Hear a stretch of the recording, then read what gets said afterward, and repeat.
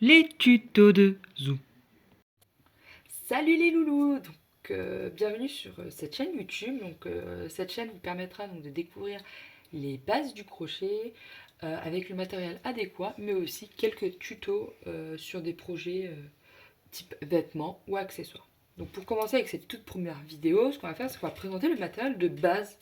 Donc vous aurez besoin évidemment d'une pelote. Donc ici c'est une pelote Action d'une ancienne collection, comme vous voyez, vu que ce n'est plus ce modèle-là exactement comme ça qui est fait. Donc c'est une pelote un peu verre d'eau, sympathique, donc elle est 100% acrylique. Ici, comme vous pouvez le voir, il est indiqué les crochets recommandés pour utiliser. Donc vous pouvez soit suivre à la lettre, soit selon le projet attendu, prendre un crochet beaucoup plus grand ou plus petit, selon si vous voulez que ce soit plus évasé ou plus serré. Aussi maintenant, on a un ciseau de couture, donc un petit ciseau qu'on peut trouver en mercerie assez facilement pour couper les fins de fil tout simplement. Nous aurons besoin aussi d'une petite aiguille à tricoter. Voilà, c'est une aiguille à l'instar des aiguilles de couture qui ne pique pas. Voilà, je peux vraiment mettre mon doigt comme ça. Bon, pas non plus trop temps parce que même si c'est arrondi, c'est quand même une petite aiguille en métal, voilà. Mais elle ne pique pas.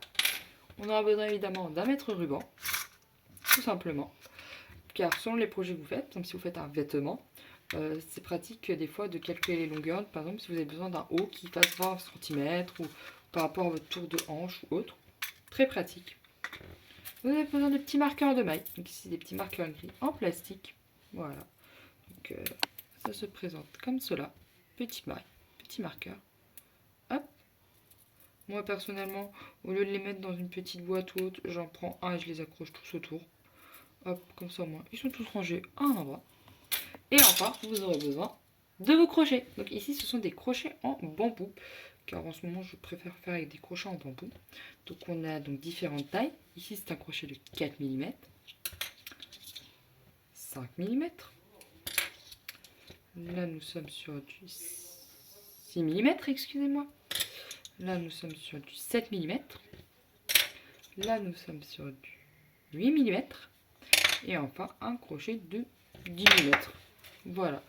Ça, c'est vraiment les outils de base. Évidemment, des crochets, vous en pouvez en trouver des différents dans différents commerces. Donc, il en existe en métal, en plastique, en bambou, voilà.